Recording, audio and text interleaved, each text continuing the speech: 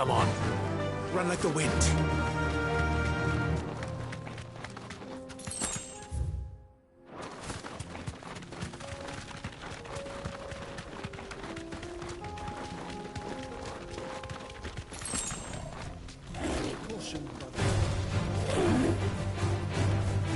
Here we are again. Carava. If you were a tortoise talker, where would you hide?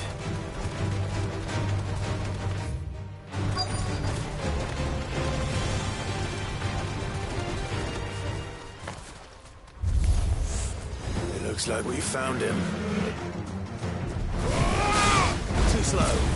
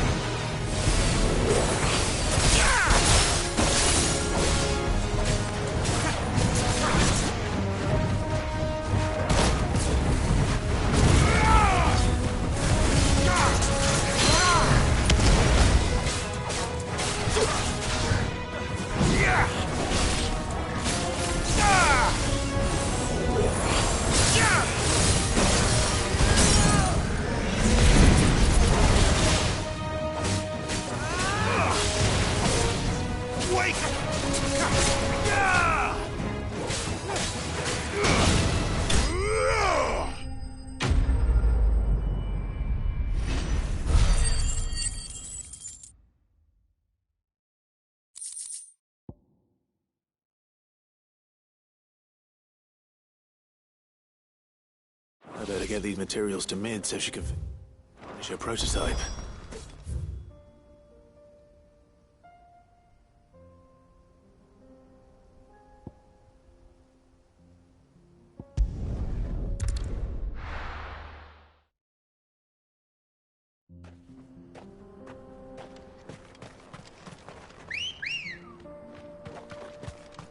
Come on.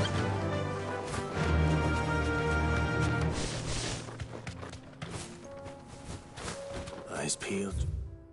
Sure.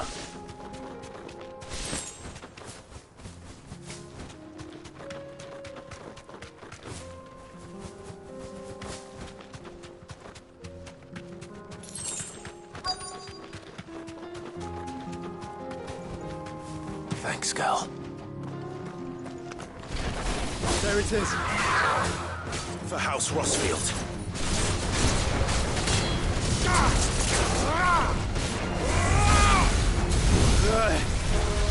Too slow.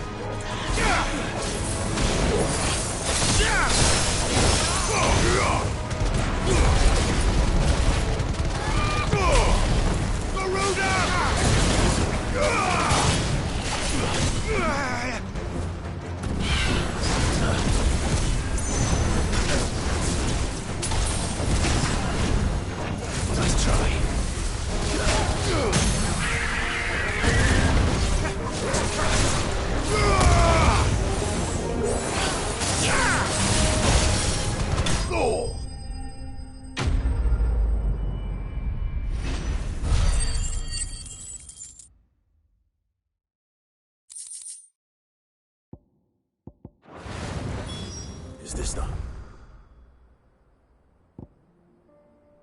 Bloodstone?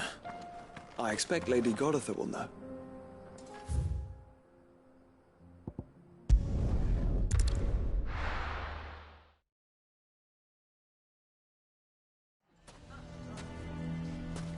Why the hell would Victor take the bearer's side? For a share in Lubor's. Here to help me pack? Thanks, but I'll be traveling light. I'm almost finished already, in fact. You're really going to go through with this, then? I am. But before I go, there is one small issue I'd like your assistance with. Well, two, in fact. If it's within my power to help you, I will. It's the children. I refuse to let them share in my disgrace. And if I leave them here, they surely will. Our friendship would see them ostracized forever. But I can't take them with me either. I can think of only one place where they are certain to be safe and provided for and loved. The Hideaway.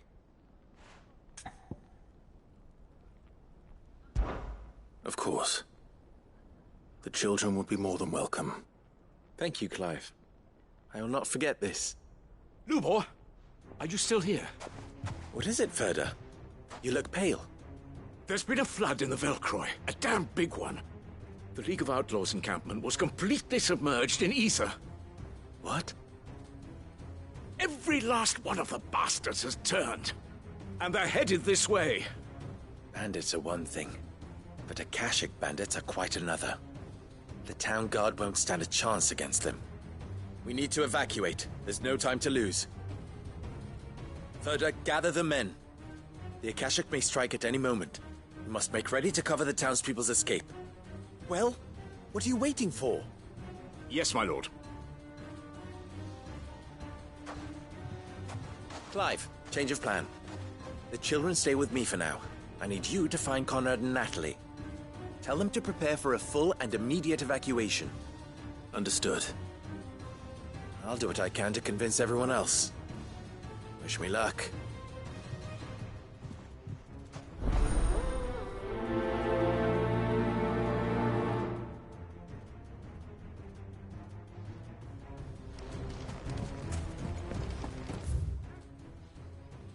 What's an You have to listen to me. They're coming. Why do they always have to make such a...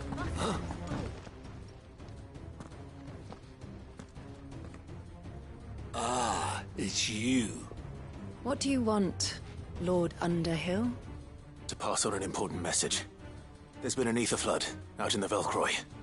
The camp where the so-called League of Outlaws were gathering has been swallowed. They're no longer just bandits. They're Akashic now, and they could be here at any moment. You need to begin preparing for a full-scale evacuation right away. Oh, do we? And who was it who gave you this disturbing news, might I ask?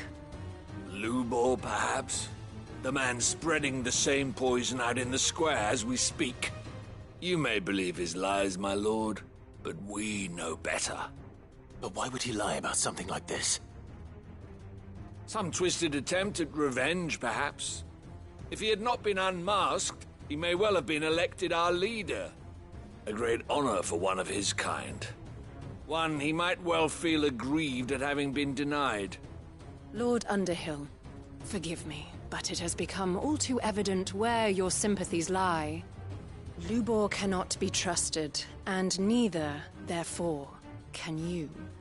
You may not trust me, but for the sake of your people, ask yourselves if there is any chance that this is true. There isn't. You can be certain of that. Now be off with you. You're making a mistake. Come, Clive. If our words will not move them, then we must find another way to help save the town. You're right. Let's speak to Lord Ferda. I think we'd better shut up. What's Lubor raving about now?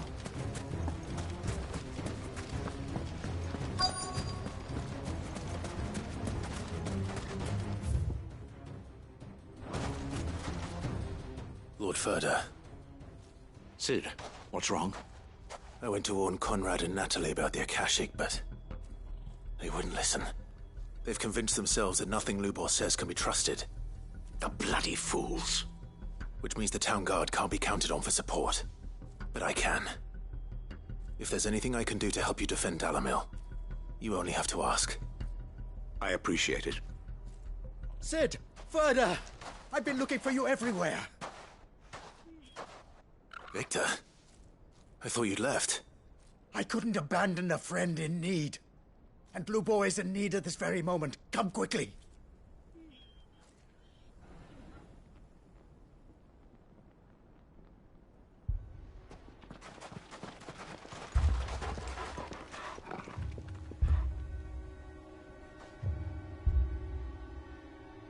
You have to believe me! The Akashic are coming!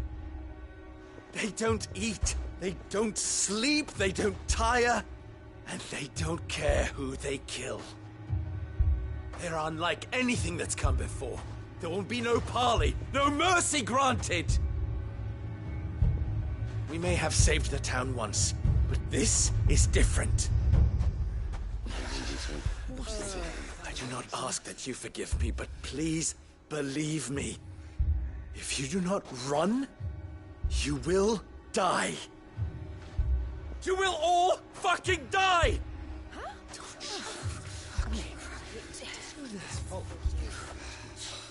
You'd like that, wouldn't you, Bearer? Yeah, with us out of the way, your kind will be free to claim Dalamil for yourselves. You should run! Run, Bearer! Yeah, run! Run! Far, far away! Run! Just go! Yeah. Yeah. Yes! Go! Come on, then. Go on! Just go. Lubor. Wait. Someone's coming. Come on! Stop! You're hurting him!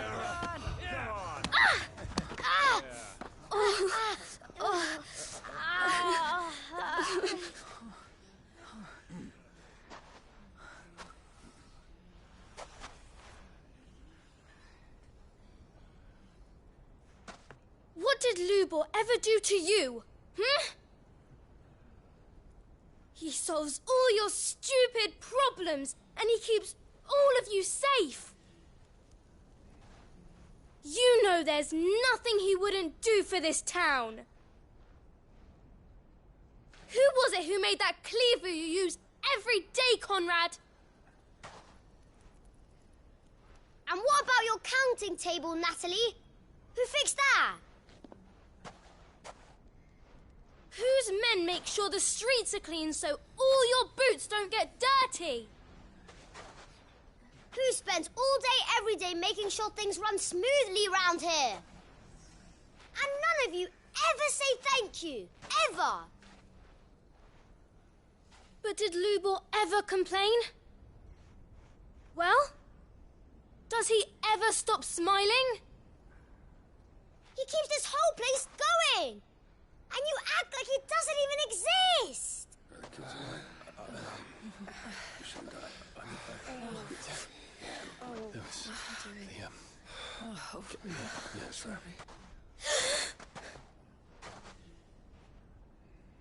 Lubor, we've heard enough. Wait! We will not run. The town guard will not abandon the very place it is sworn to protect. And I will not give up for lost the stores that we labored so hard to fill.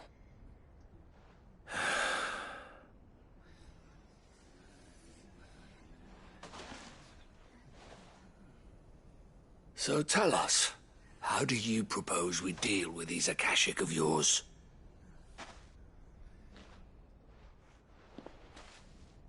We won't run, but we will fight. All right, then.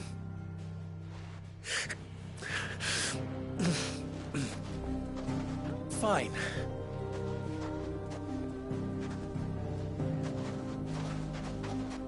Gather round if you don't want to die.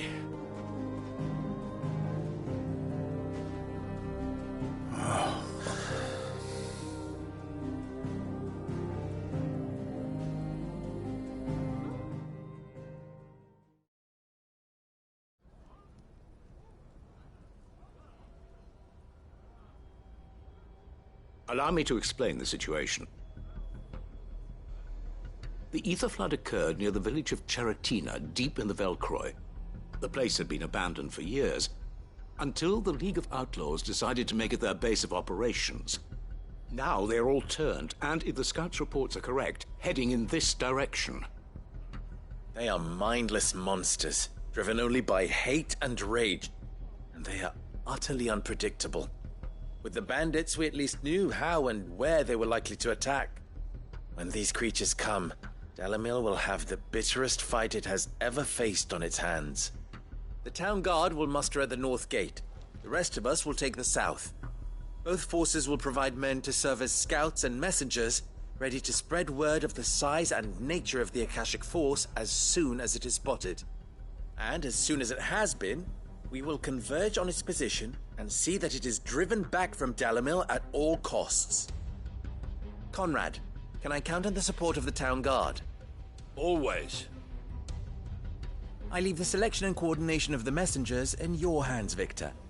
And the command of our men in yours, Ferda.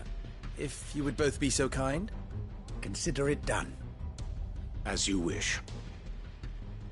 Natalie, I would ask that you and your people have the townsfolk barricade themselves inside the bathhouse. And tell the merchant not to waste time securing anything beside the essentials. Preserving life is our one and only concern.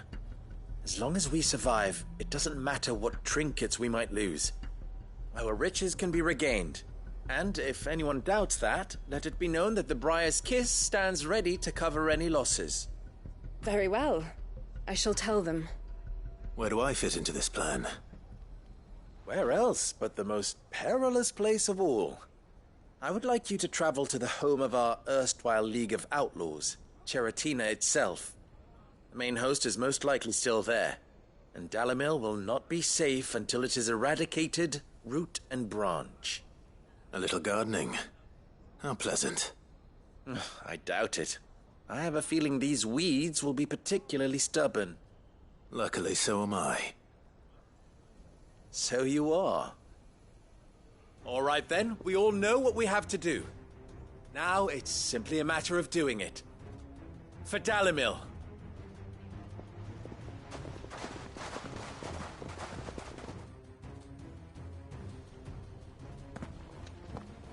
Looks like everyone's ready. Better not keep them waiting.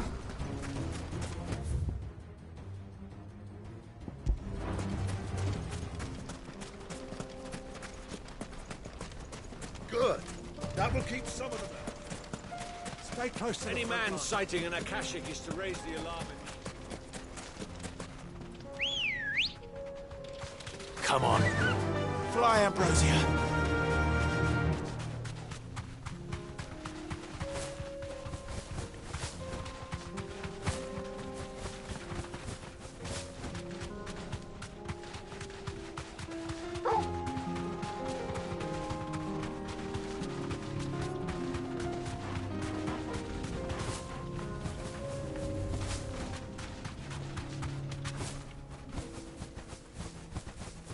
There it is. The flood. But what's waiting for us inside?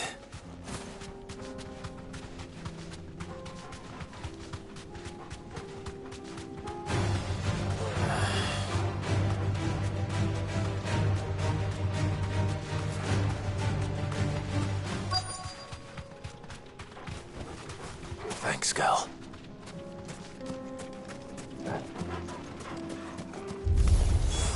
We can't leave a single one alive.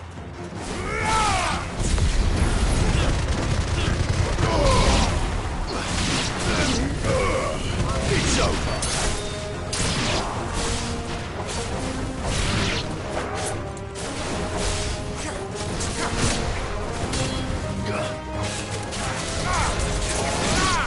It's over.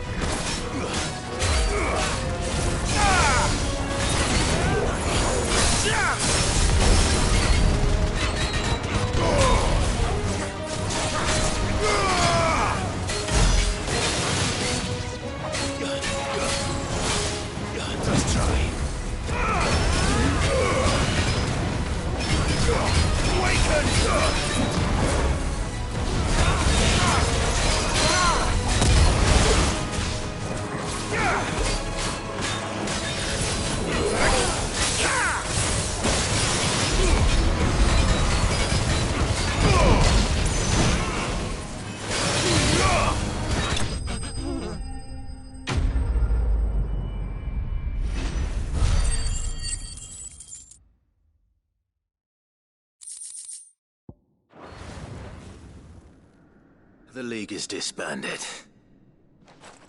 I should get back to Dalimil and see how the others fared.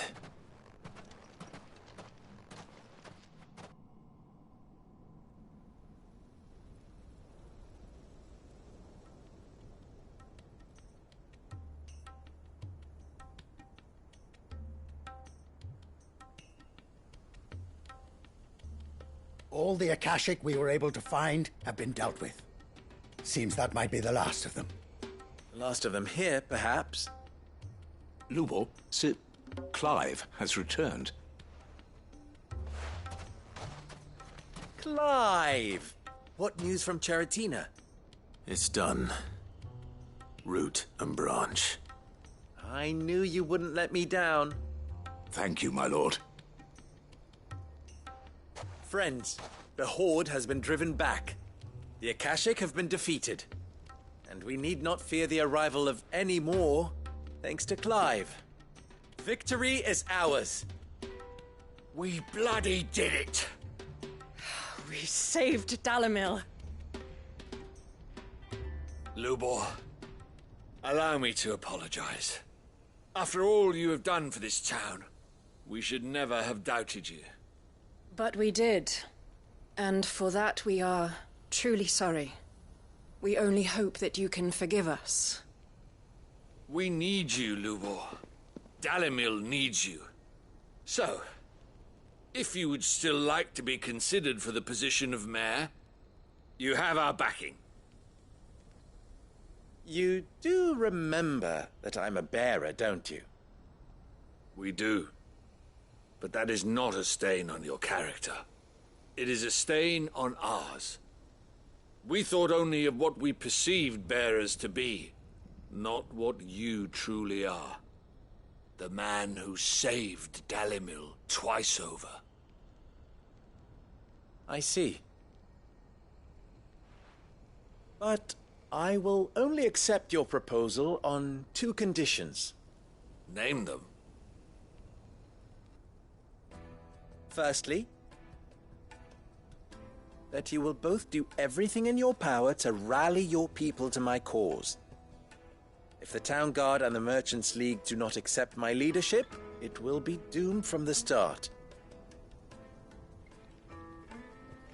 Unity is the key to defending Dalimil, and I do not doubt that we shall need to call on our combined strength again. When that time comes, I will expect us all to pull together, just as we did today. Of course. You have our word. And secondly, you will accept that if I am to lead you, the mistreatment of bearers must end here in Dalimil. Any bearer within our walls shall be afforded the same rights as any other citizen. They will not be judged by what they are, but who they are. As we failed to do, and came so close to losing everything. We agree to your conditions. And we have only one in return. That you continue to work for the good of Dalimil, as you always have. Condition accepted. Well then, it seems my mayorship is all but confirmed. Do I get some sort of special hat?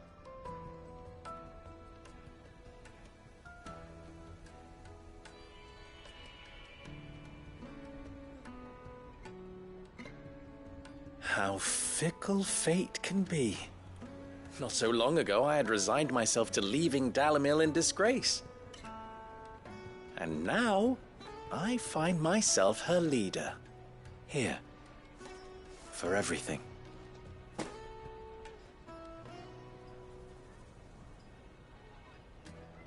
Lubor.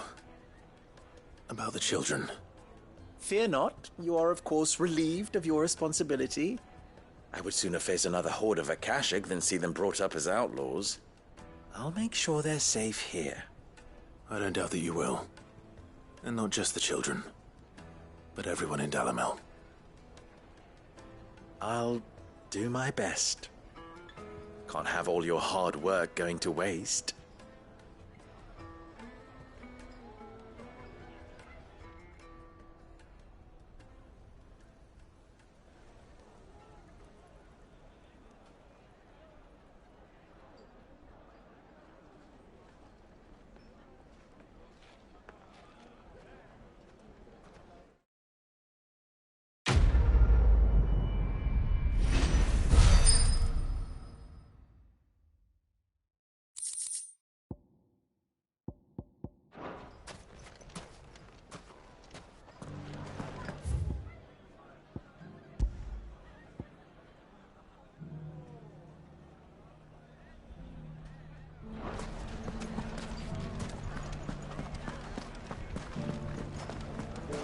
ginger and ginseng. How about a few spicy sausages to... So, you're going to join the Watch after all?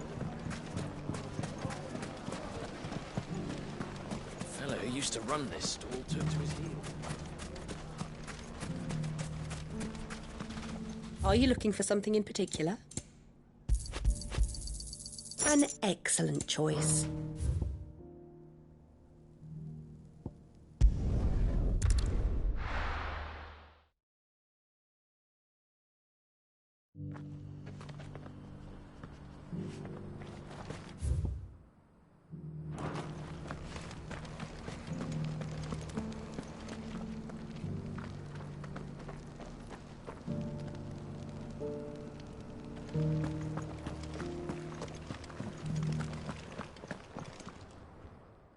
Thank the Founder you were safe.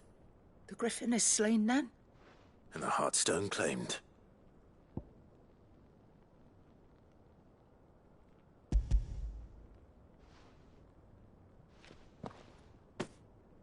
Yes. This radiant luster, like frozen flame. It is just as your father described it. Thank you, my lord. Your Grace. Your father would be so proud. Lady Goditha, the lapidary is ready. Thank you, Cyril. I will be with him shortly. If you would excuse me, I shall have the stone cut and set forthwith.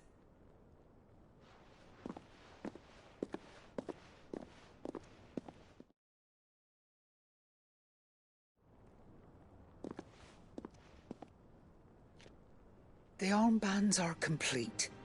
Pray, take them. They are yours, after all. Heartstone is harder and more enduring than garnet, or even ruby. It symbolizes unwavering will and devotion. And the graven vines encircling the stone represent the unbreakable bonds between you. It's a message.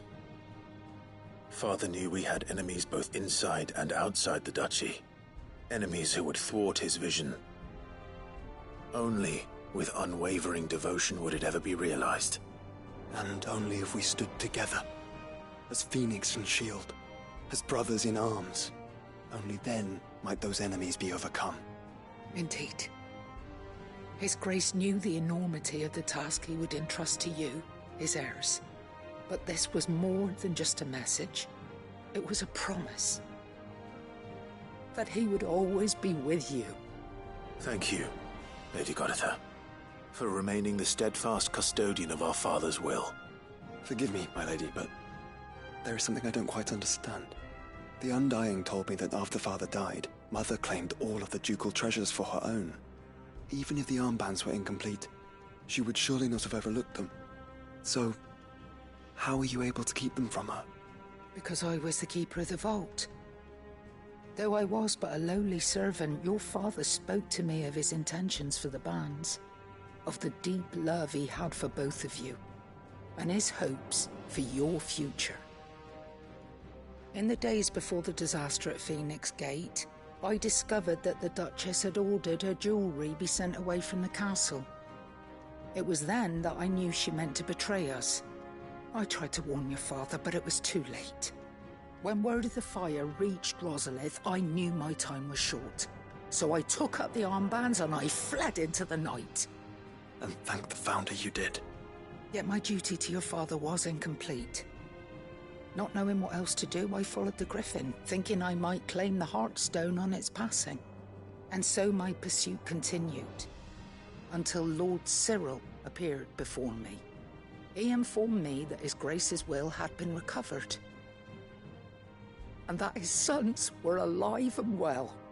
Lady Goditha, on behalf of my father and all the people of Rosaria, I thank you for your loyal service. As do I. Thank you, my lord. Your Grace, for coming back to us, for giving my service meaning.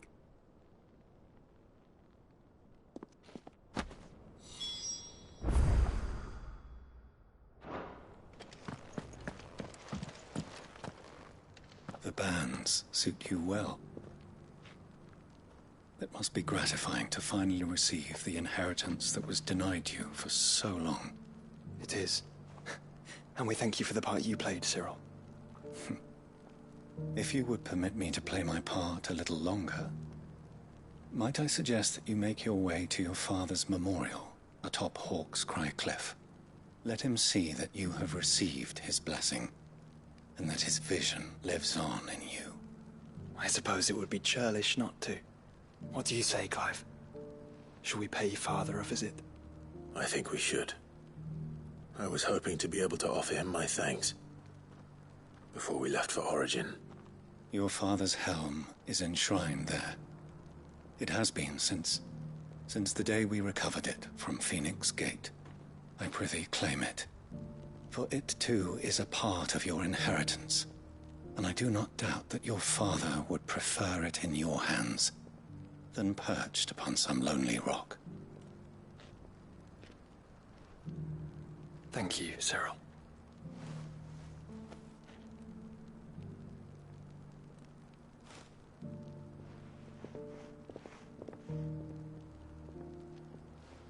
Come on, Clive. He's waiting.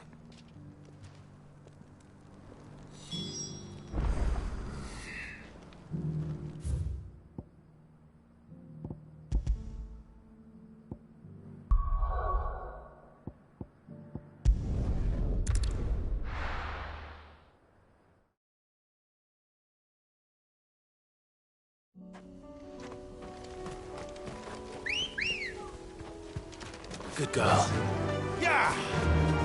Unwavering will and an unbreakable bond. Do you really think we're strong enough? To save the world? Of course. To have overcome Father's political enemies? Of that I'm less certain. Especially knowing what we know now. What Mother was truly capable of. But perhaps these bands would have helped. Knowing he was with us would have made all the difference.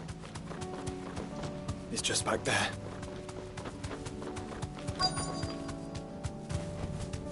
Straight home now.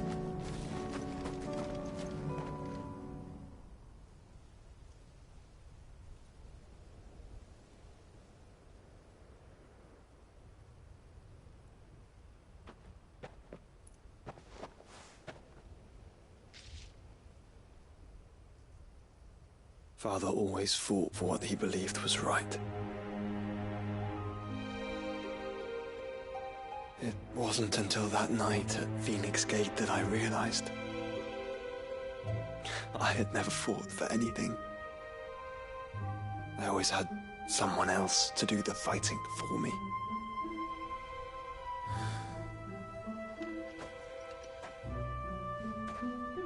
No matter how fate conspired against him, he never lost heart, never looked back, never stopped fighting. To me, he was the greatest of men. And I've been trying to live up to his ideals ever since.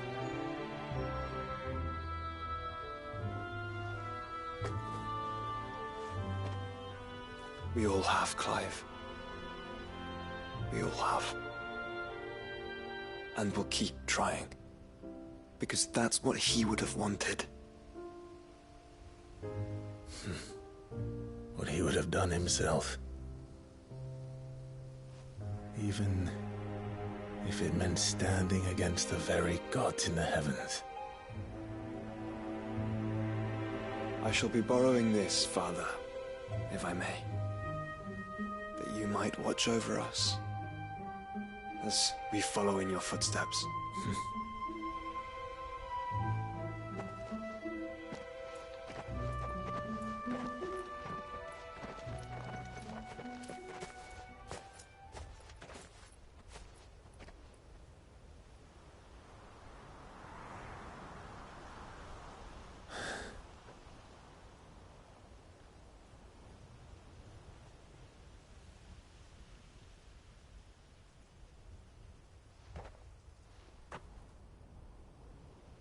We won't lay you down.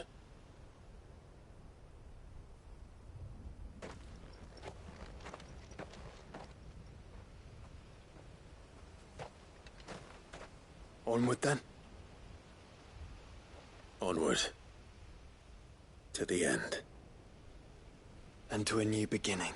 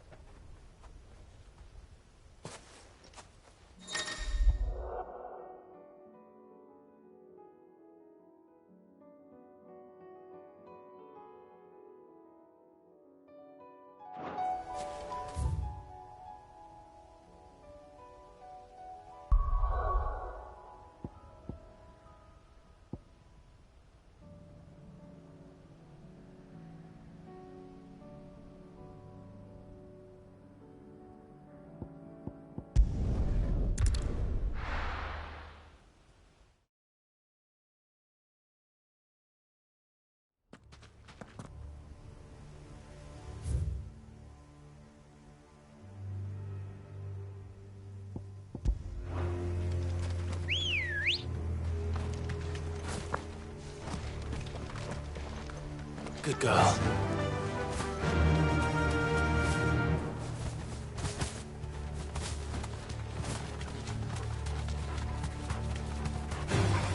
Don't get surrounded.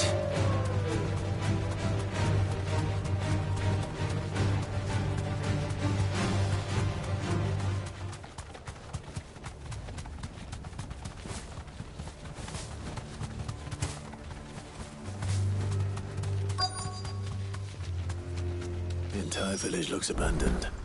Now, which house would a bookworm live in?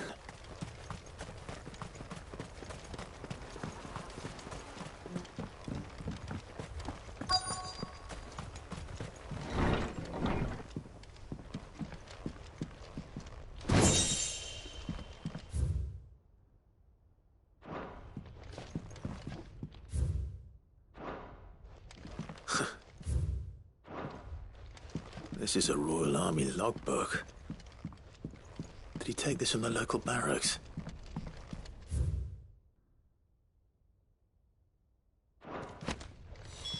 This is it. But if what it says is true, I need to get this back to the hideaway.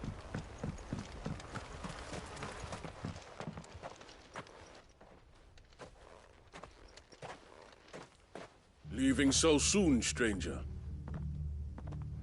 We've been watching you. From a distance, so to speak. Subtle. I know who you are. Then we need not waste time on introductions. Hand me the book. Leave it in our care and return to your life. Your care? Do you mean to burn it or bury it? That is not my decision to make. But by one means or another, its contents shall be removed from the common record. Then I'll have to politely refuse. I won't let you erase our history.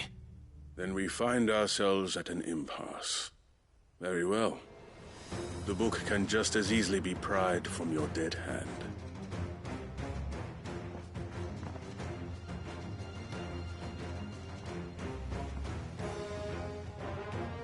Let's see, shall we?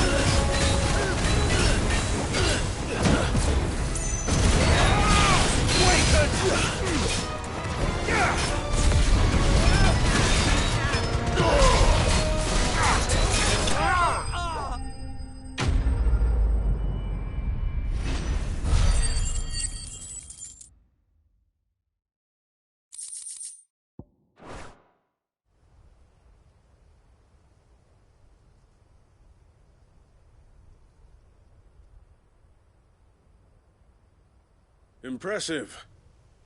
But we have other means. We shall claim the book yet. Why do you want it so badly anyway? It lays out in no uncertain terms the vanity and avarice of mankind. It tells the shameful history of the persecution and oppression of a gifted few by a giftless many. Would you say that this interpretation was correct? I don't know. You don't know. Your sword may be sharp, but your wits are dull. So let me answer for you. There is no correct interpretation of history. That a series of events took place may be proved beyond a doubt.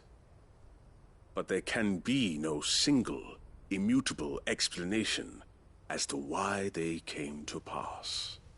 It is a question of numbers and of belief. If enough people believe that a set of events occurred for a reason, that belief becomes the truth. So you're trying to control the truth? We are trying to protect people from themselves, from knowledge that would bring them naught but pain. That is all. You may keep the book, for now. The world is small. We shall meet again. Until then. Wait! Damn it. Let's get this back to Vivian.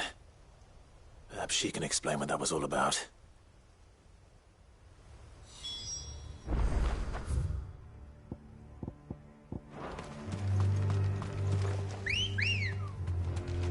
Let's go. Faster!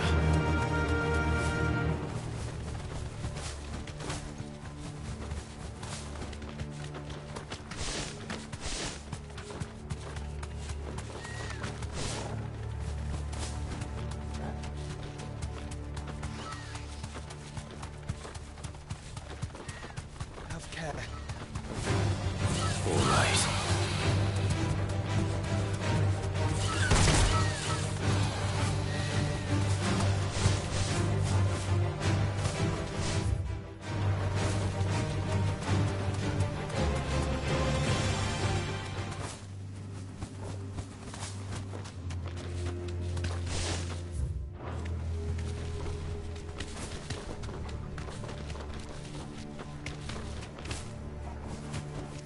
No need to ride from here.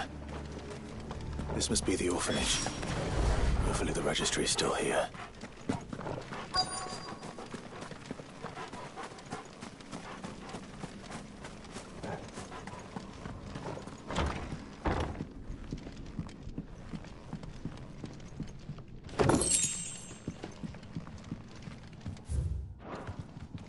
Disposed of. Conditioning. This is nothing short of torture. Herman wasn't exaggerating.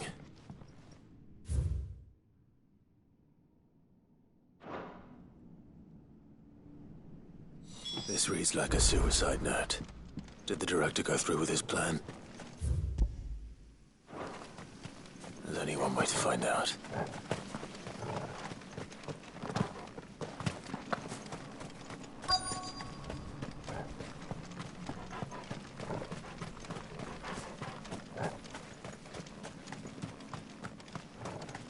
A forked white tree.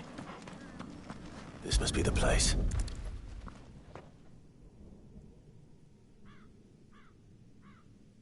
Could he really be buried here? There's something hidden among the roots. Let's see.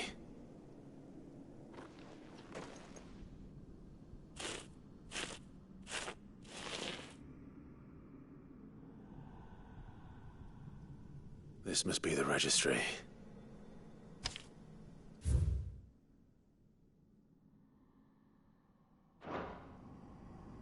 So many names. This place was a slaughterhouse. And where is the architect of all this misery?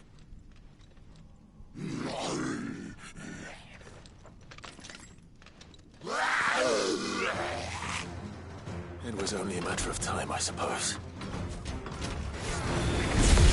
This place is cursed.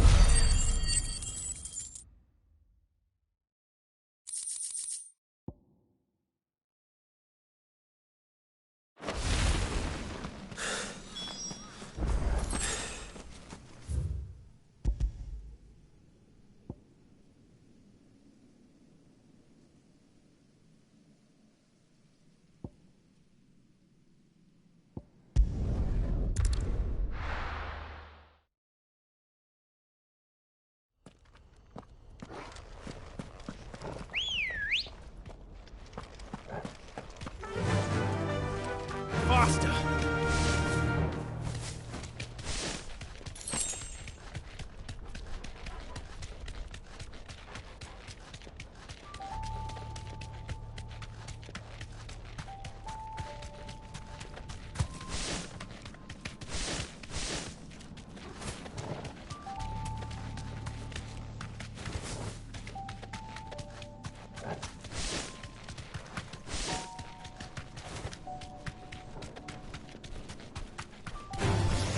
No mistakes.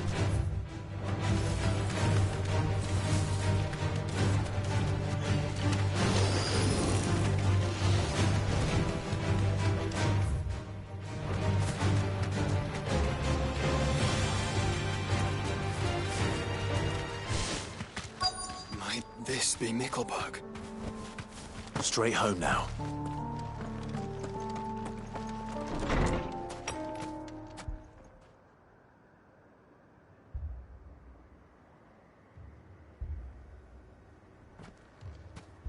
These people aren't turned.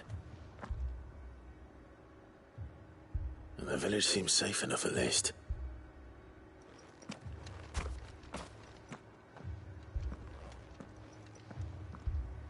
What is going on here? Ah. Did you too heed the call? Heed the call? No, I came here looking for someone. To be honest, I wasn't sure I'd find him here. Let alone all of you. Is that so? What are you doing here? Is this where you live? It is my home.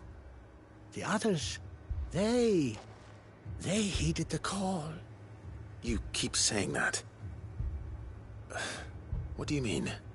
They came here to perform the rite, just as King Barnabas instructed. This village is their altar, where they shall cast their souls upon the gentle waters and give themselves to the Lord. Give themselves? Oh, Lord, cleanse us of our sins. Let us be reborn in your loving arms. Free us from the torment of this mortal realm. They want to be saved. Forgive me, but did another foreigner like me come here? He was probably wearing a cowl. You mean the traveler from Storm? Yes. He's staying at my house, toward the rear of the village. Thank you. If you don't mind, I'll go and greet him. They seek the same salvation Barnabas did. At least the third chair still lives. Let's go and find him.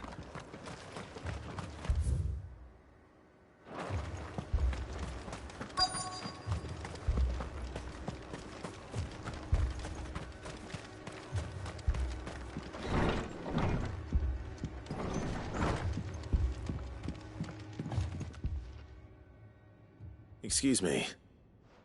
Are you with the Undying? I am. And so it would appear, are you? Lord Rosfield, if I am not mistaken. That's right. And you must be the third chair. I am. Cyril was worried for your safety. He sent me to find you. Then I must apologize. I did not mean to trouble the bearer of the burning quill. Much less you, my Lord Marquis. He said that you had failed to report. Is there a reason for that? I came here to study the followers of this new faith.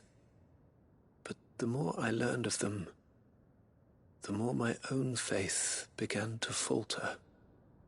You have seen them at their prayers, have you not? They devote themselves to the veneration of their Lord with a fervor I have never seen before. praying night and day that they might be rid of their wicked wills and reborn in their Saviour's light. Not that they might be granted respite from their worldly woes, but so that they might continue to serve him. Serve him with all of their beings. I, too, swore to devote my life to the service of my Lord and Master, but this... 'tis different. It is more. And so I would see it through to the end. See these people safe, that they might achieve their dream. That they might do their duty to their Lord. Even if it should keep me from doing my duty to mine. You do understand what their dream is, don't you? I do, my lord. They would cast aside their wills and become Akashic. I know that it may be hard to believe, but to these people, that is the very essence of salvation. Forgive me, my lord, but I must remain here. If you are to return to Master Cyril, I would consider it a great... Did you hear that, my lord? Something is happening. I'll go and find out what. Stay here.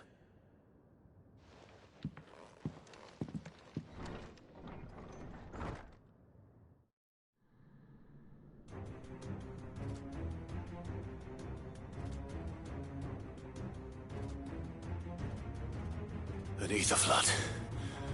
Oh no. There must be something I can do.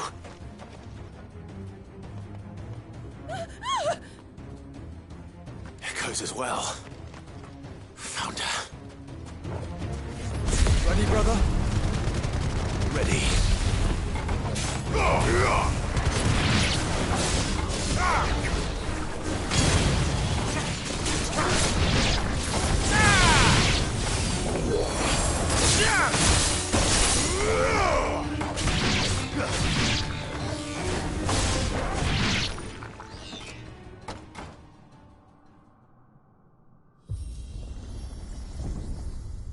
What now?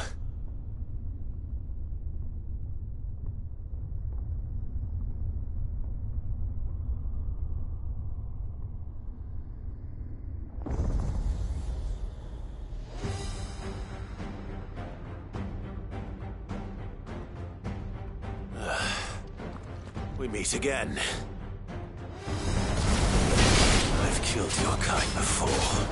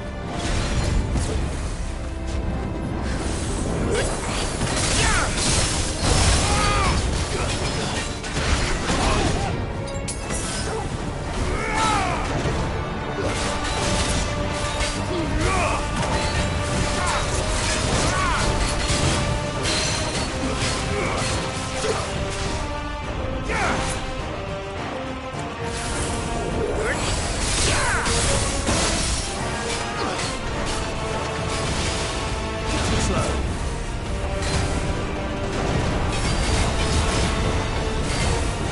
Nice try.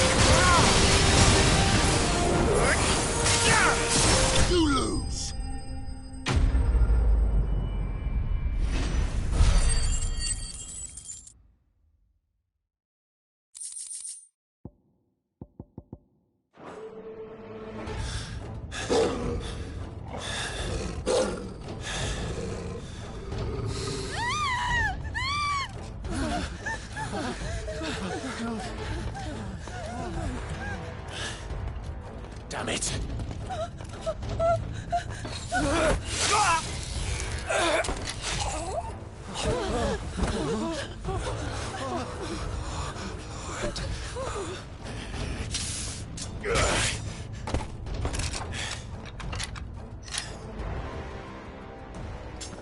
Don't you die.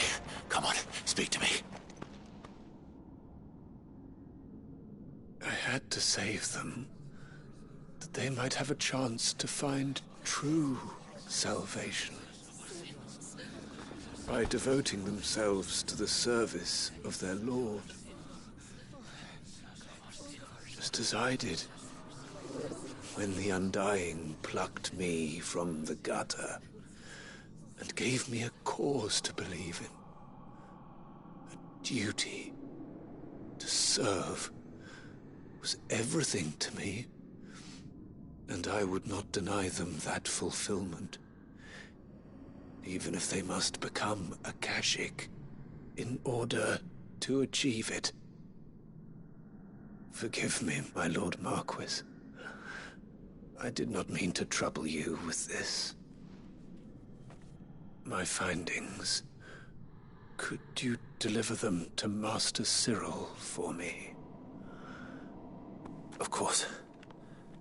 Your duty will be done.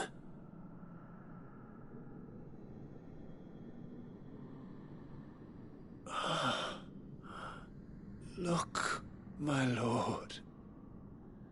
They are saved.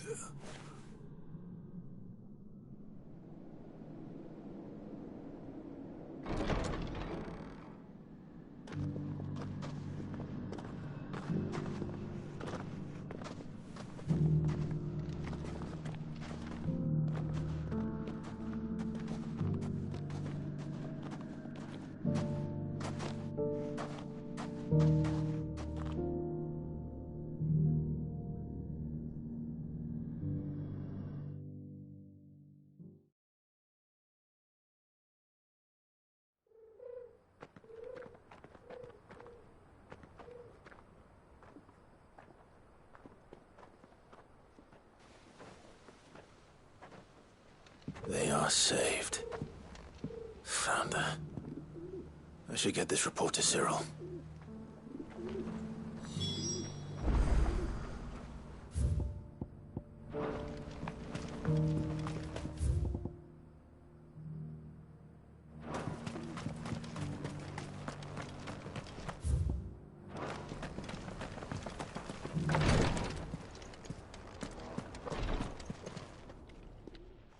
My Lord Marquis, welcome back. I am glad to see you hale and whole. I met with your third chair, Cyril. He bade me deliver his findings to you.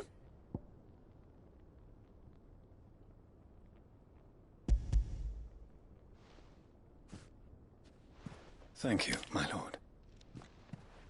He remained in Ash? He died protecting the villagers from an echo. I buried him in Mickelberg. I'm Sorry that I couldn't save him. If you could not save him, no one could. The villagers, they were believers in this savior cult. They prayed to their god that they might be unburdened of their wills.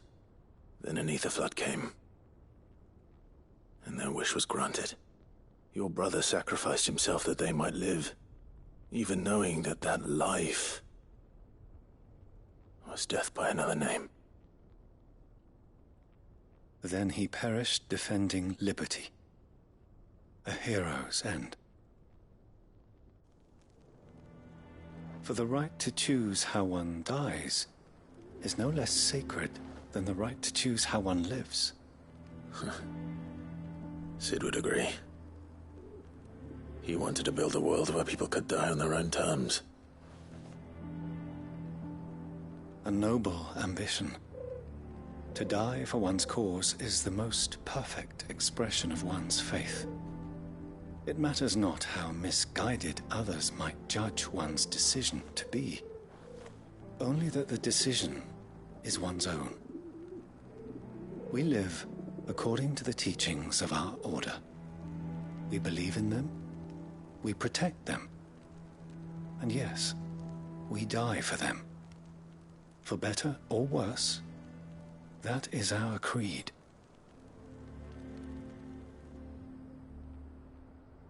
But he didn't die for your creed. He died to save them. And you still believe that what he did was right. I believe that he believed it was. We of the Undying are not slaves, but willing servants. And this was his will, the ultimate expression of it. All right. I'd like to know this man's name, Cyril. To know the names of all the Undying who've fallen in the line of duty. They died serving my house. It's only right that I remember them. That is my duty. Of course. I shall fetch the Book of Martyrs at once. My lord, it has been, and shall ever be, the greatest honor of my life to serve House Rosfield. Though our duties may differ, yours is no less important. I pray with all my heart for your success.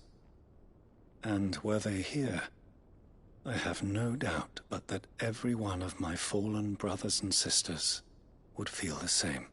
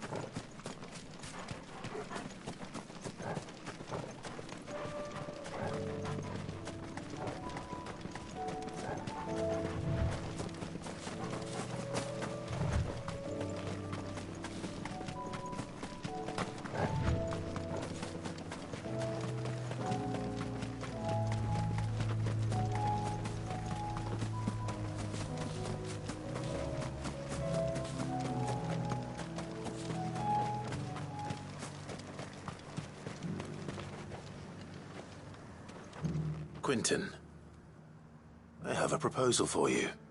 Do you now? Something tells me you'll be asking more of me than a cask of Gotand gold. Go on then. Propose.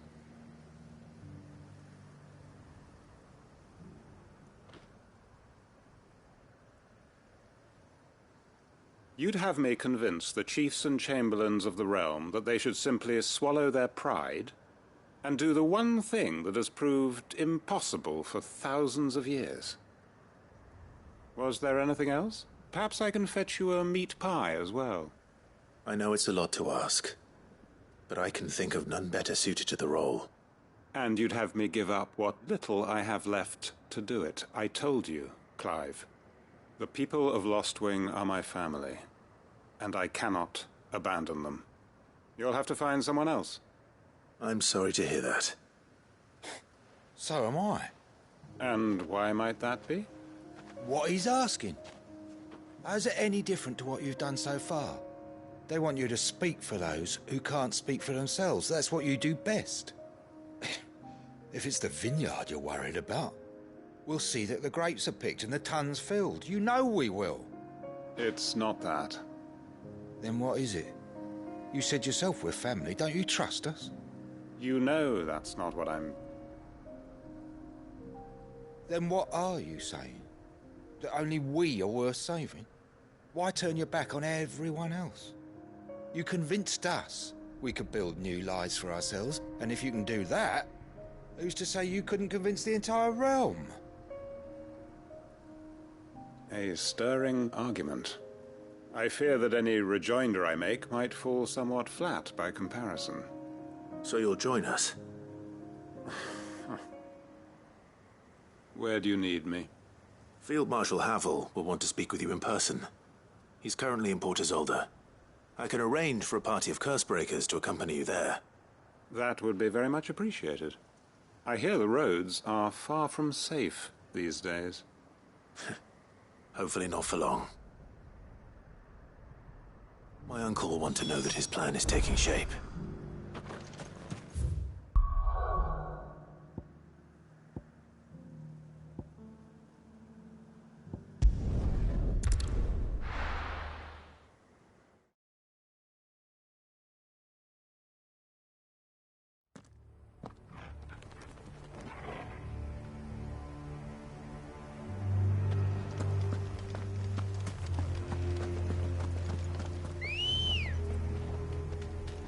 Doris is waiting for me near Balmung Dark. The longer she's out in the open, the more likely she is to be found by Akashic.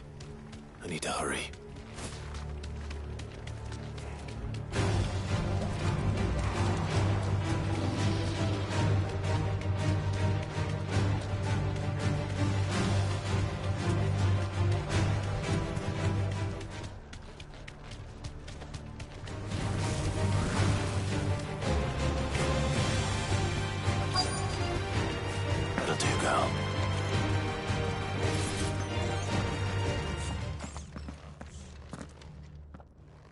There were no guards, I take it? None manning the gates, no. It's a different story inside, though. The corridors are crawling with Akashic. Most likely guards left behind when the Wardens ran. If Chadwick was being held here, I worry that he may already be. Don't give up hope just yet, but let's move quickly. Let me check the ground floor. The ether stick is there. Then I'll search the upper level. Good luck, Sid. Stay safe.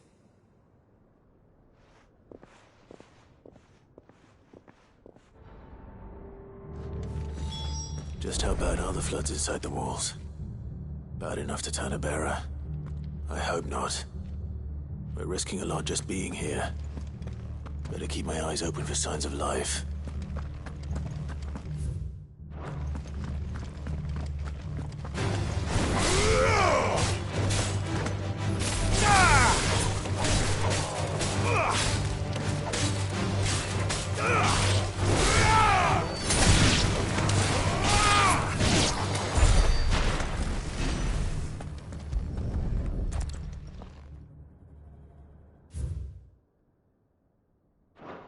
So this place was no ordinary prison.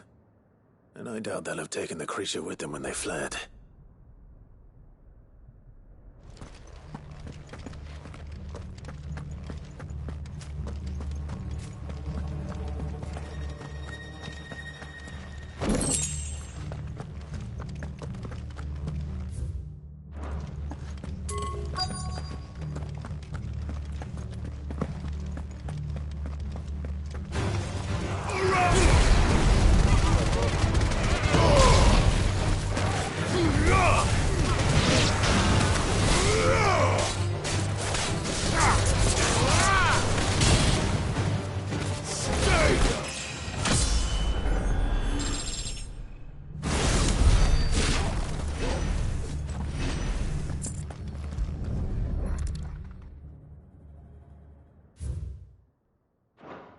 Minimal loss of Waloda lives. And what happens when they run out of bearers? Even the Imperials take better care of their branded than that.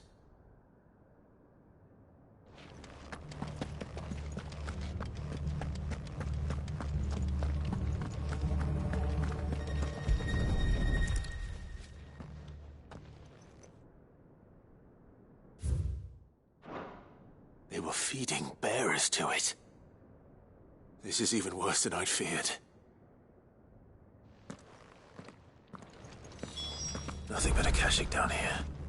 Hopefully things are looking better upstairs. I should go and see how Doris is getting on.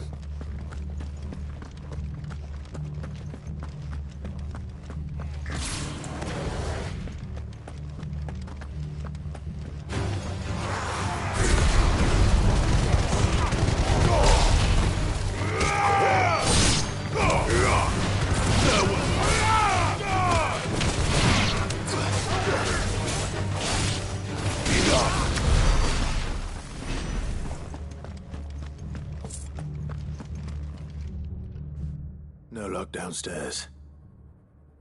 But I did find out that this place was more than just a prison. Something far more sinister was happening here. I know. I've been reading some of these documents and... it can't be true, can it? Bearers die every day in service of their masters, but this is so much worse. Pitting bearers against a wild beast armed with nothing but their wits? And all in order to bring about more death. And not just those who could fight, but the elderly, children even. And those who wouldn't or couldn't were disposed of. Whatever that means. I'm afraid it means they were fed to the monstrosity they kept here. Then we're too late. And I was a fool to bring you here. Don't say that. Did you find anything else? A key. But it doesn't fit any of the locks on this floor. Perhaps it will fit one of the doors downstairs. There's a corridor I haven't searched yet. Finish up here, then come and find me when you're ready. All right. I'll be there in a moment.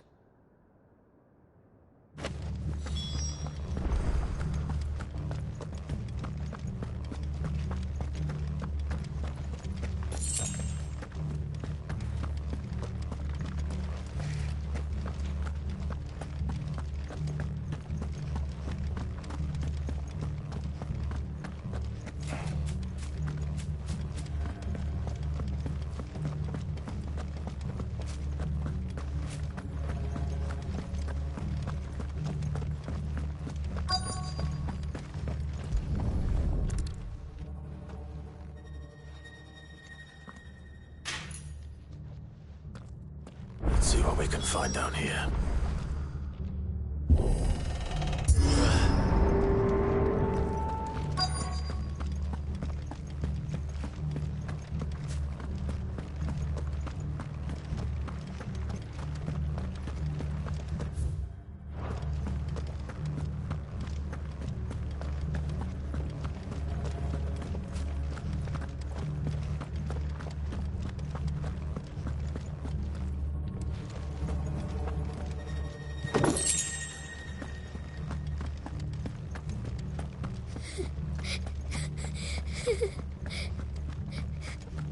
A survivor. And she sounds close. Who are you? There's no need to be afraid. Are you alone? Are there any other survivors? Some of the guards. They're still here. But something's wrong with them. Everyone else was eaten by the monster. Of course there were. Thank the Founder. It was worth our coming. But I'd rather we didn't linger. Are you ready? Ready when you are. You poor thing. He must have been terrified. Did Teatrix send you? What? He fought the monster. Distracted it so I could run away. He must have sent you. He promised to free the others too. Where is he? He opened your cell, didn't he? He wouldn't be here otherwise. Chadwick.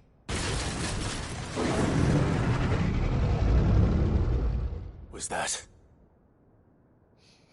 Monster's back! Chadwick, help! We have to get out of here.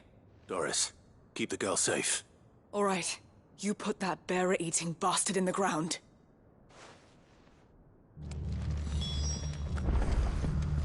It's out there waiting for me.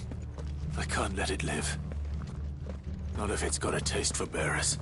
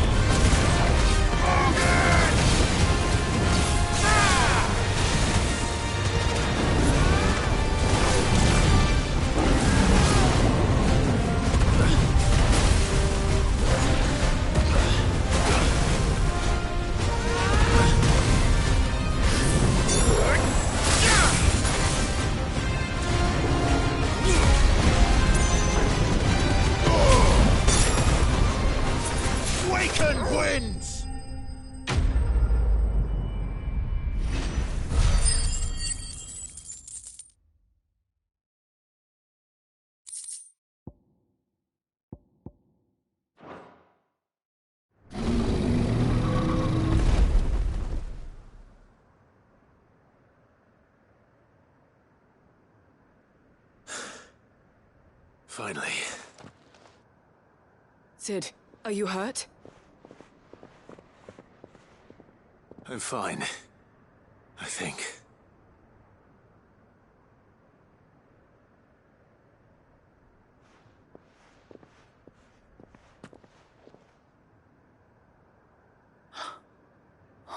No.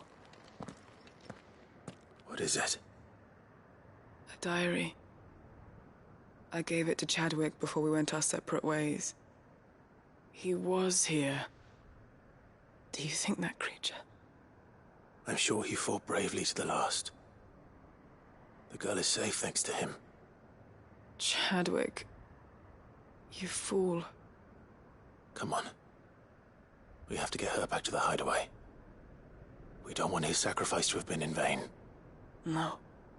Of course not. I'll see that she's looked after from now on. It's the least I can do.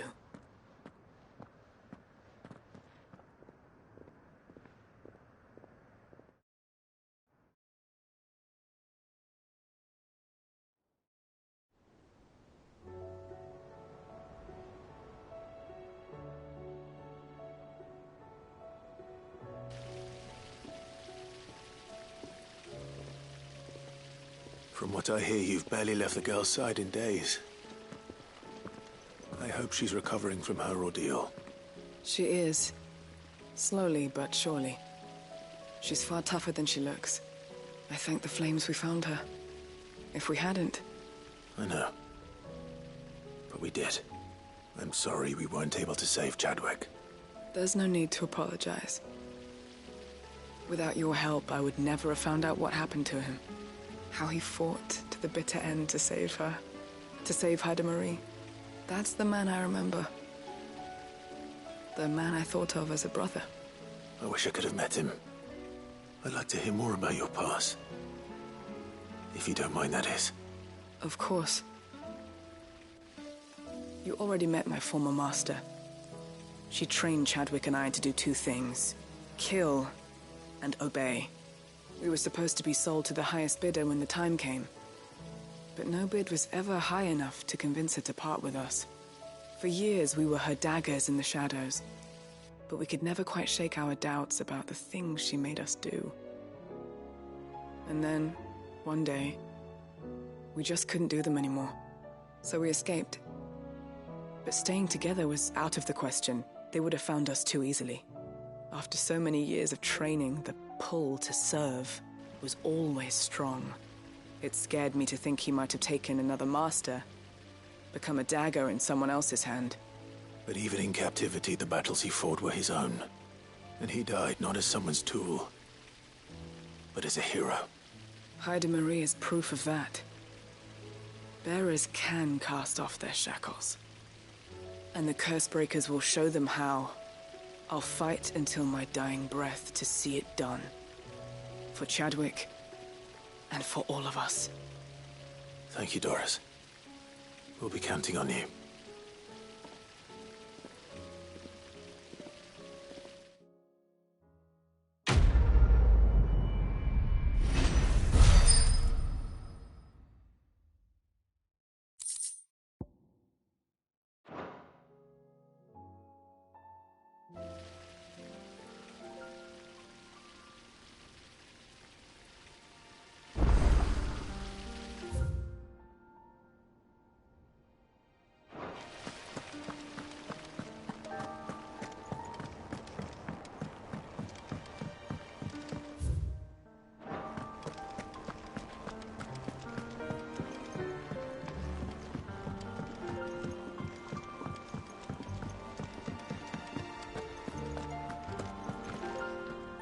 I hear that you traveled to Ash, Cid. Did you by any chance recover the names of my fallen friends? I did. Yes.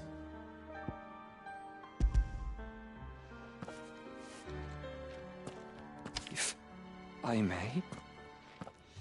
The Bearer Registry.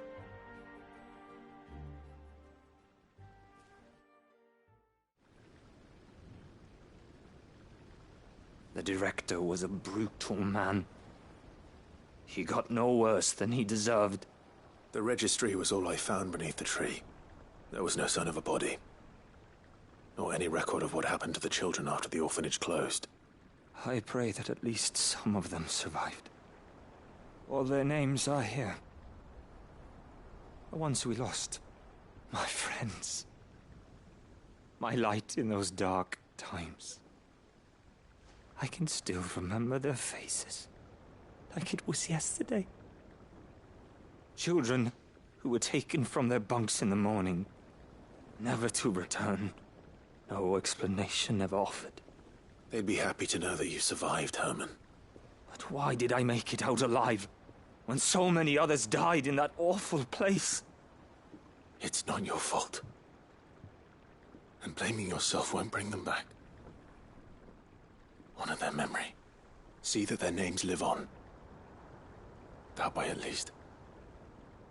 They're never truly gone. Thank you. Cid, I'm going to write a book. An account of the horrors of Bad Bach, and the spirit of those its custodians sought to crush.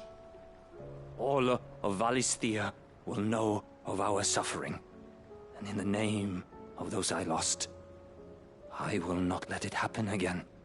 Neither will I. These records would have been buried for all eternity, were it not for you. Thank you.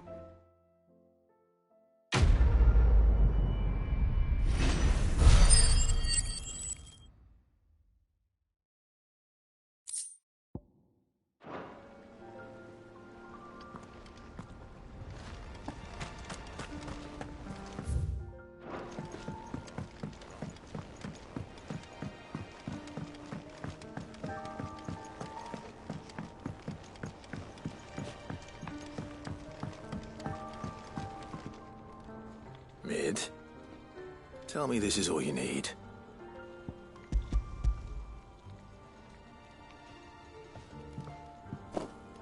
Aw, you make it sound like I asked you to save the world or something.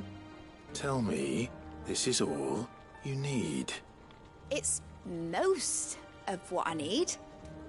After you left, I went over the figures again, and I realised I'd forgotten a 1 and a 0. And a cogwheel. Just a tiny one. Though, that's the problem. Gears that small are a bastard to make, and I may have lost the one Blackthorn spent a fortnight toiling over. Wait. The children. When they took apart your scales, there was a tiny brass gear. Now that I think about it, they didn't use it when we put the scales back together. The young'uns? But why would the... You know what? I don't want to know. I'll keep working on the model. You go and find that cog.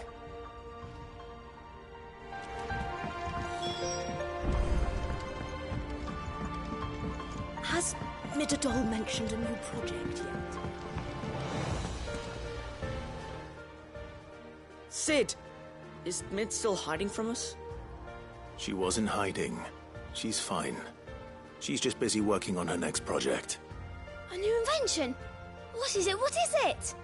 Is it an airship? I bet it's an airship! Do you think she'll let us help? That just so happens to be why I'm here. She needs something special, something only you three can provide. A brass gear. A tiny one. One that might fit on, say, a set of scales? Oh, the one you forgot! We remember. We saved it, just in case. It's in the bag of bits. Since your lesson, we've been disassembling, then reassembling everything we can find.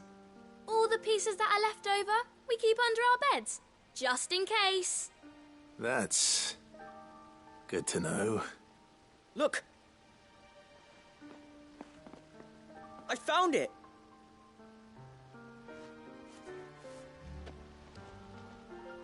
Is that all?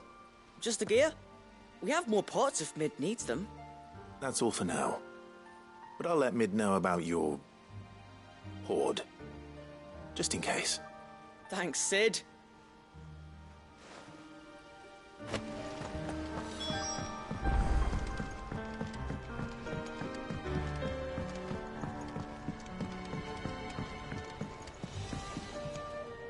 Well, did they have it?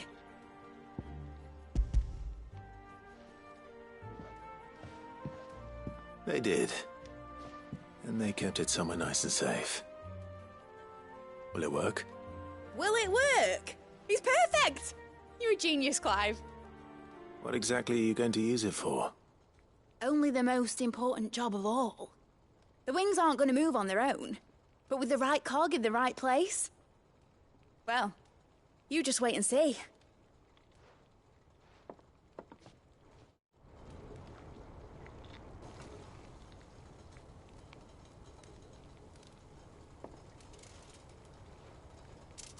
That should do it.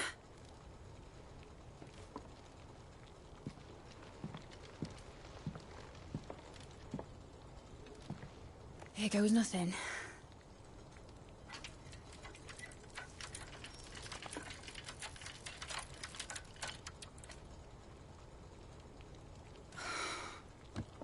Titan's tits.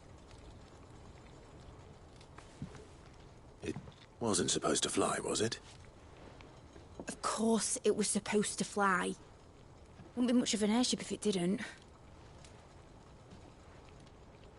Honestly, these bloody engines are driving me mad. I was so sure this would be the day she soared. The Mithril engine was made to make dreams come true. But maybe this is one dream the world's better off without. Show folk how to take flying. It won't be long till they're raining death down on each other. People will lose their homes, children, their mums and their dads. Like I lost mine. I'm sorry. So am I, Clive. So am I. Sorry that I have to choose. Do I follow my head, or do I follow my heart?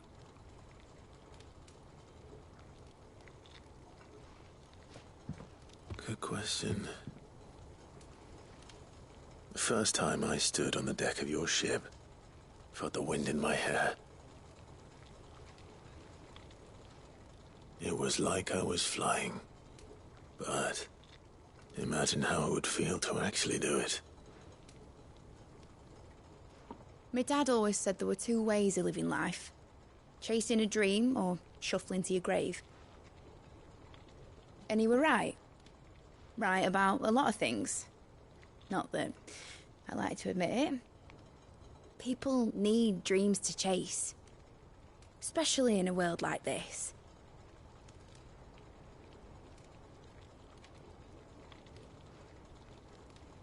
Right. When this is over, I'm gonna take all my Mithril engines to Zemeckis and sling them over the edge.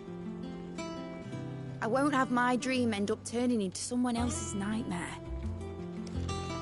But all that hard work... All that hard work will not be used for war, Jamie. But it isn't like it'll be gone. Tell me, Clive, have you ever been on a treasure hunt? Not since Joshua and I were boys. Why do you ask? Because I'm gonna bury the engine schematics and leave behind a little riddle telling people where to find them. A really hard one, so that only the most dedicated dreamers will ever be able to work it out.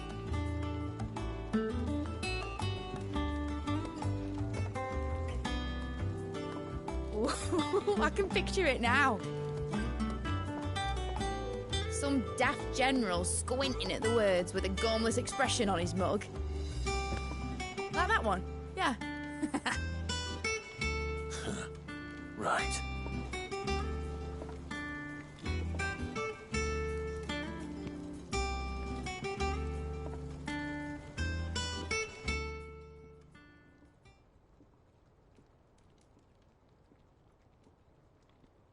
Of course, if I'm putting this engine at the end of a treasure hunt, I'll still need to make it a treasure worth hunting for. Won't be much of a prize if it couldn't even make a toy boat fly after all. My dad always said, dream big. But it ain't the size of a dream that's important, is it, Clive? Only that it's a good one. And I reckon I've got a fair few good uns left in me. I'm sure you do.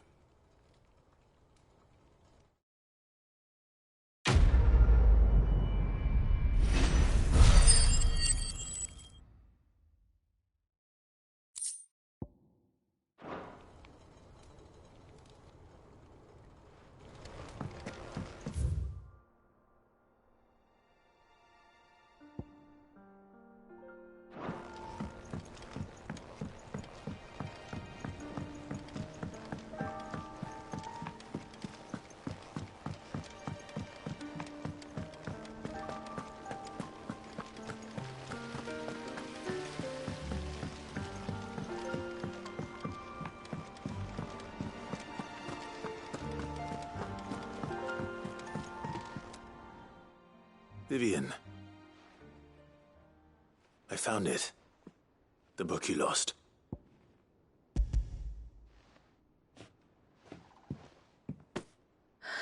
You found it. Thank you, Clive. Even though I asked this of you, I was not entirely sure it would be possible. I feared the executors had seized every copy. I met with one of these executors, and I convinced him to let me keep it. He told me something. That the truth is just a matter of collective belief. And that if enough people believe a lie, that lie becomes the truth.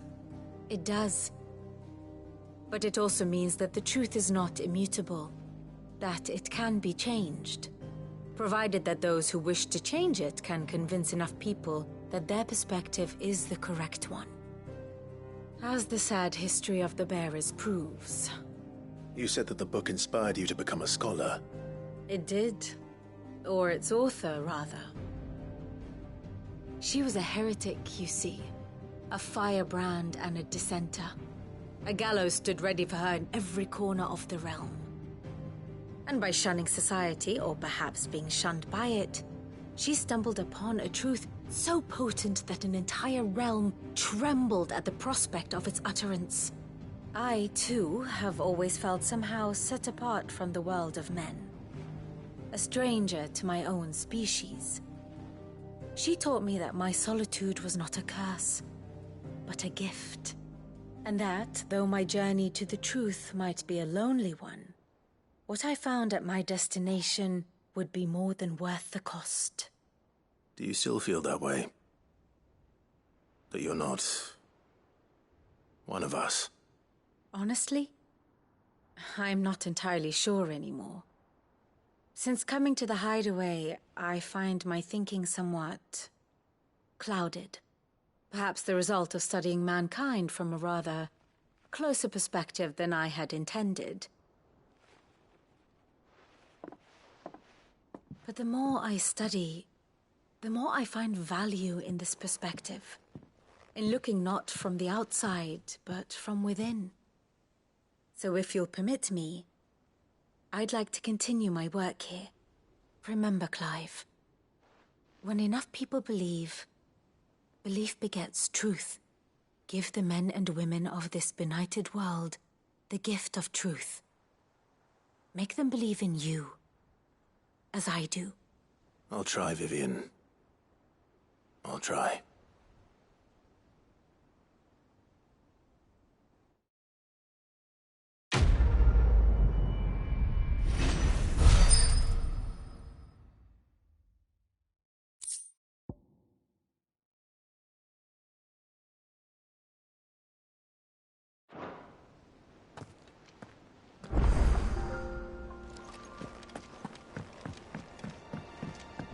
You should have seen him. Welcome back, Cid. Welcome back, Cid. Yes. Welcome back. Trip wasn't too much of a pain in the arse, I hope. Truth be told, it was me who suggested roping you in to help with the trial. But from what I hear, things didn't go quite as planned. No, they most certainly did not. Ember lost his nerve in the face of a beast of prey, but he didn't lose heart. He pressed on, and he achieved his aim.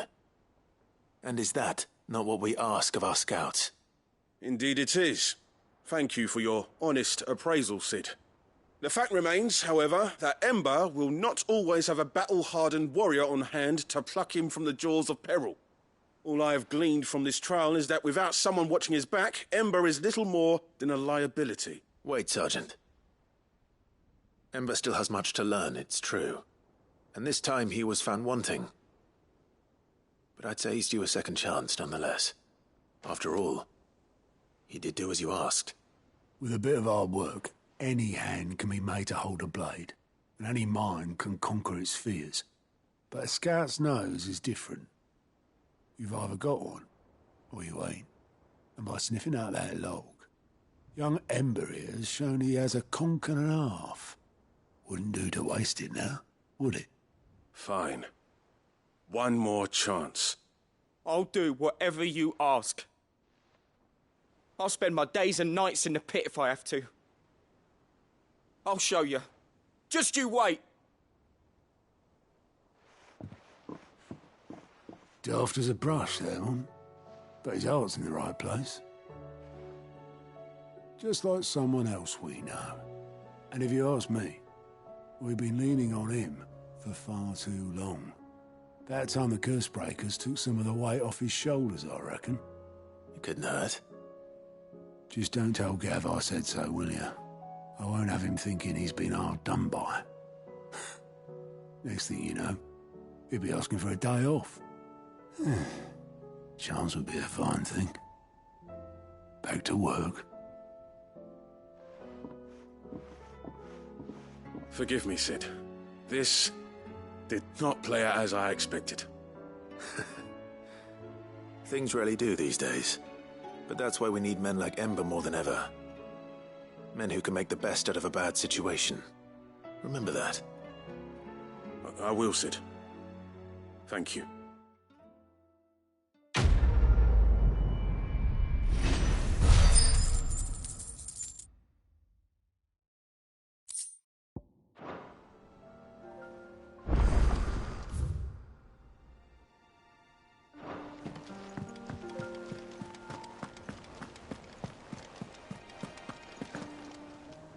Uncle, I bring good news. The Field Marshal has agreed to your plan. Ha! Of course he has. I didn't doubt you for a moment, dear boy. Rutherford is accompanying him back to your manor in Port Isolde as we speak. They will await your return there. As will one other. One other? Who, exactly? Lord Havel was concerned that even if he could get the realm's armies to agree to an accord, he might not be as successful in convincing those with political power. He asked if I might have a solution, and I suggested a certain Imperial Lord Magistrate turned Liberator. One of your co-conspirators? Master Quinton would probably call me one of his, but yes. Another outlaw, then. Just the thing we need to put these rotten politicos in their places. Good thinking, Clive. I'm glad you approve. The more the merrier, eh? Uncle, assuming Havel and Quinton can solve our problem with the armies, you still haven't mentioned how we might manage the grain shortages. Oh, don't you worry, my boy. The 7 high houses will be seeing to that. They have all agreed to make the most generous of donations. Oh, of course, it did take a little persuasion. But luckily I had some unexpected help. From who? Why, you, my boy. Rumor has it that you rescued the Lady Ariane's head steward Rockford from a horde of bloodthirsty bandits. It was more of a handful. Well, the old battle-axe was so pleased. She had a shipload of talents delivered to my private docks by the next new moon. And when the other houses saw the parsimonious old crone's purse strings finally loosen, they as good as tripped over themselves in the rush to follow suit. I'm happy to hear it. Now, I must be getting back to the manor. Join us there at your earliest convenience, would you? Of course, Uncle.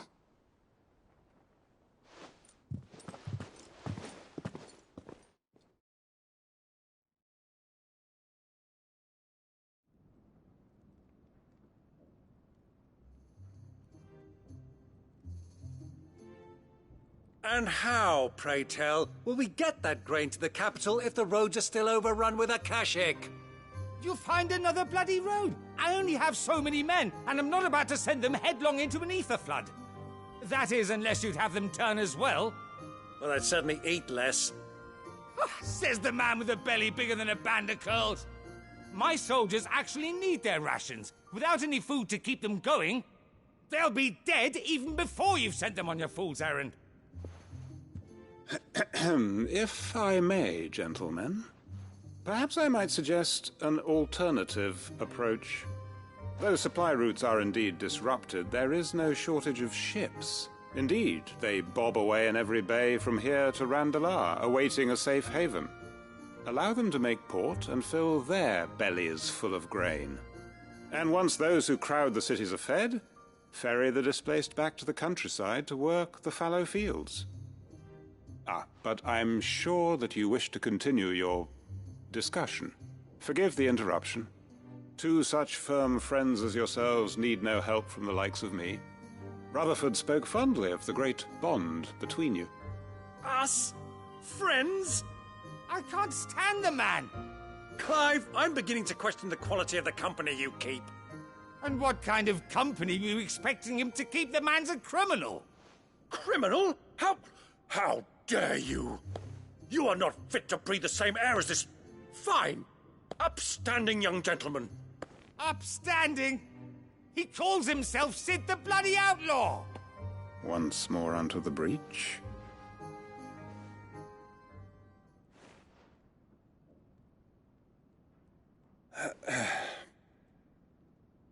Shall we begin again? What we seek here is not to create a new nation, nor to claim the thrones of those that already exist. We wish simply to bring stability to the realm that mankind might weather the current storm. And to do that, we must convince those in power, the generals, the statesmen, the nobles, that our cause is just. There will be disagreements, yes. And I imagine some resistance, much resistance. But we cannot let that deter us. If we show them the path, show them that we walk it ourselves, then I am confident they will follow. The fate of the world lies in my nephew's hands, but the well-being of her people lies in ours. And we must not squander the chance that Clive has given us. Uncle Byron, aye. Now, with that settled, let's move on to the signing of the Accord. For what great moment in history hasn't been accompanied by a little ceremony?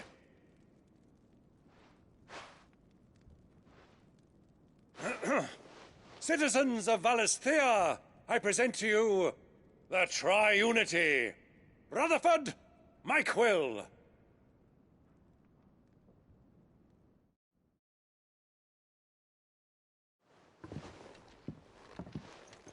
Well, my boy, the stage is set. That it is. This is the role you were born for. Now I ask only that you trust in the talents of your supporting cast. We shall play our parts to the best of our abilities, that you might have the opportunity to shine. The realm needs its Sir Crandall. And there is no better Crandall than you, Clive. I want you to keep this signed accord as proof of our faith in you. I will. Thank you, Uncle.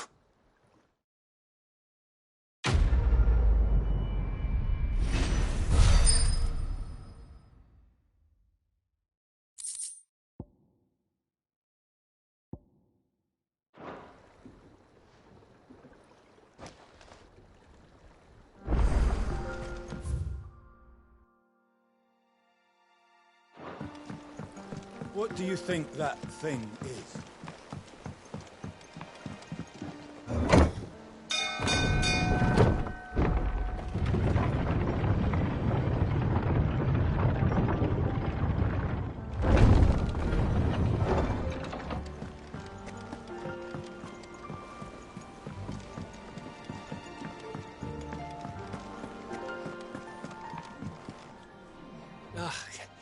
You all right? Something troubling you? No more than usual. It's just... Etta's baby will be coming soon, and I wanted to make something for it. I'm sure she'd like that.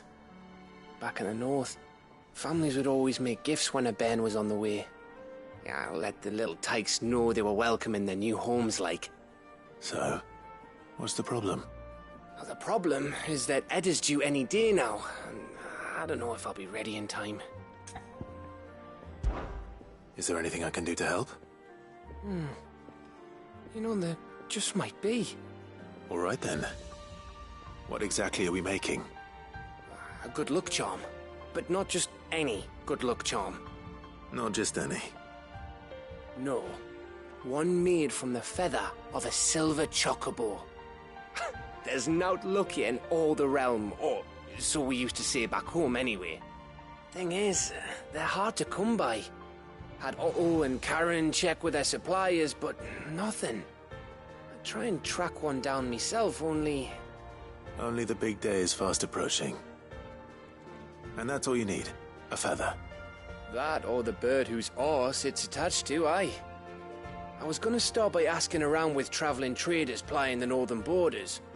Well, there's no shortage of those passing through Martha's. I think I might make that my first port of call. I'll let you know if I find anything. You're a good friend, Clive. I won't forget this.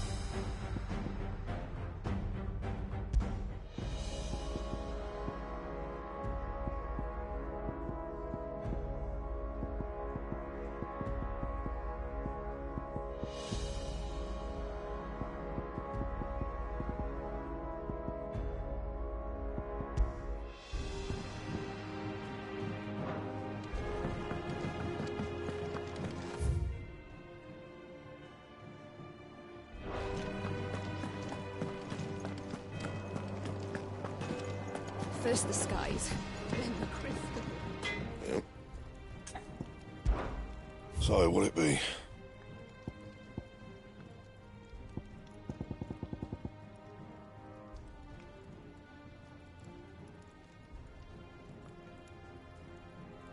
That it? Fine.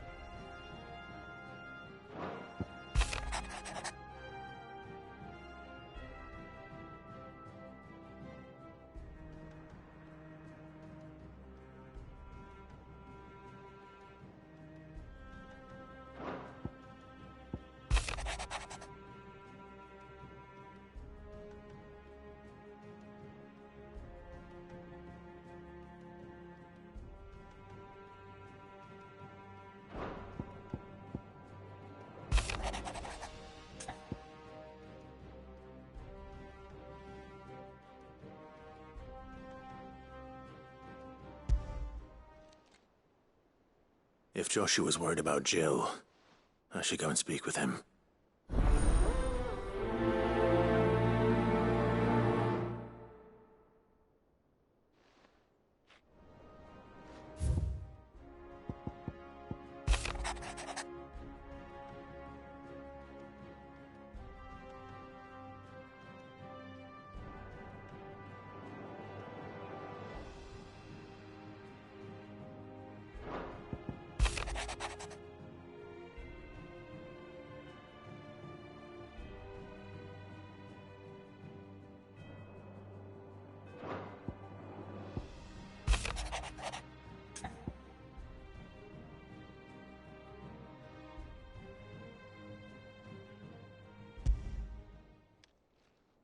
It's usually me making demands of Harpocrates.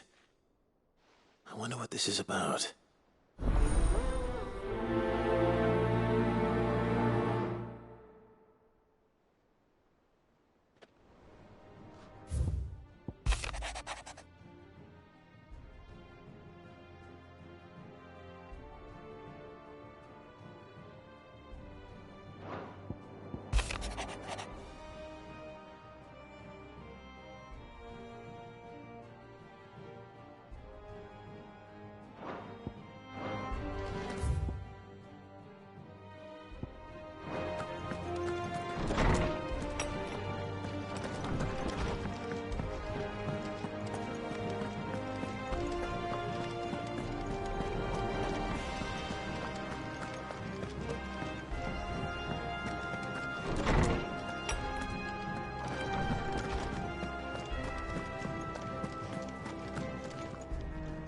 Swordsman Harpocrates.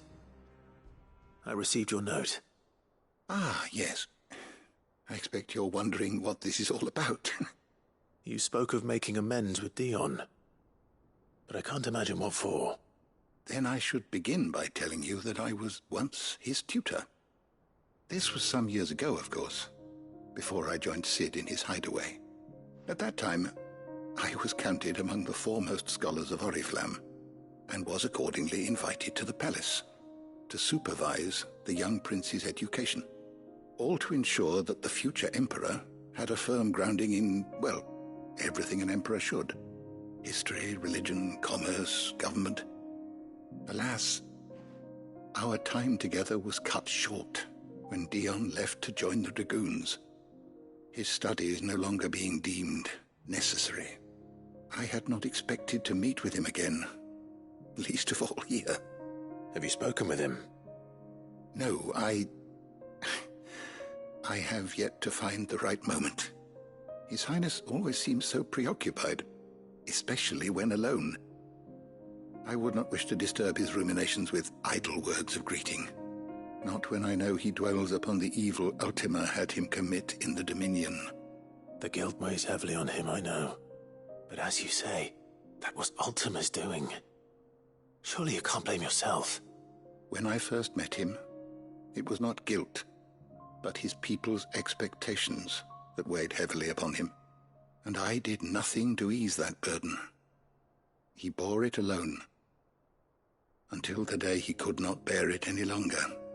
It is one of my greatest regrets that I only ever offered him my wisdom, when what he truly needed was friendship. The blame for Dion's transgressions lies not only on his shoulders, but on mine. I see. I'm ready to help you in any way that I can. Then I beg that you bring me a wild wyvern tail. Apothecaries across the ages agree that even to glimpse such a flower is to be granted inner solace. Fabulists and fraudsters all, of course. But there is oft a seed of truth to be found where even the most outlandish opinions align. Well, it can't hurt to try. Where can I find this flower? And how will I know it? You have seen cultivated wyvern tails before, I trust. The lily-white blossoms from whose roots the poisonous ink for the brand is distilled. Well, those which grow in the wild differ only in their purple hue. The harsher the environment in which they are raised, the deeper the colour. There is a waterfall in Rickmal's Roost across the strait, where the flowers once grew in abundance. Whether they still survive there, I know not. But try as I might, I can find no likelier location. It's all right. I'll find you a wyvern tail one way or another. Thank you, Clive. And please, be safe.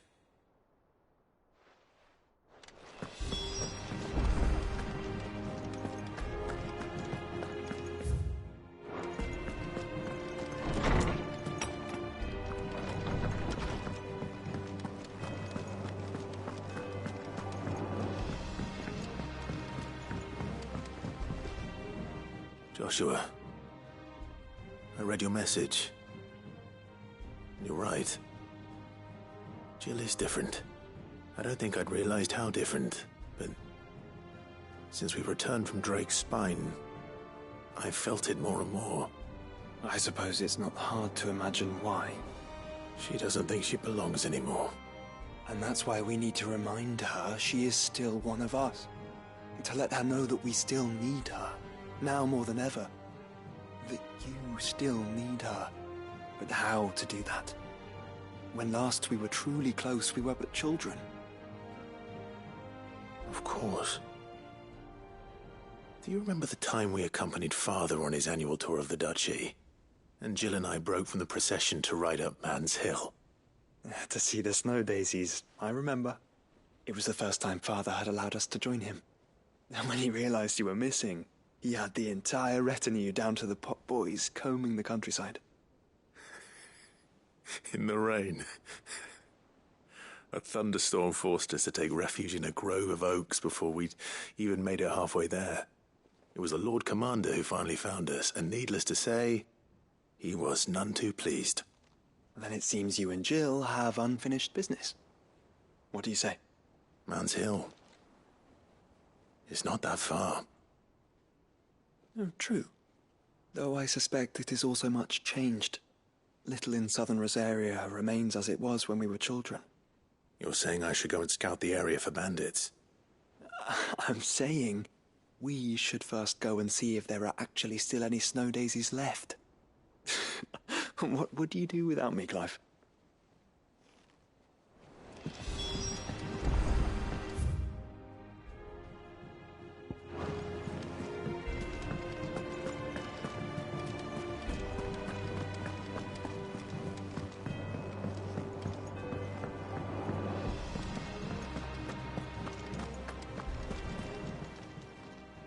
Oh, I wasn't expecting you back. All yours. Best of luck out there, Sid.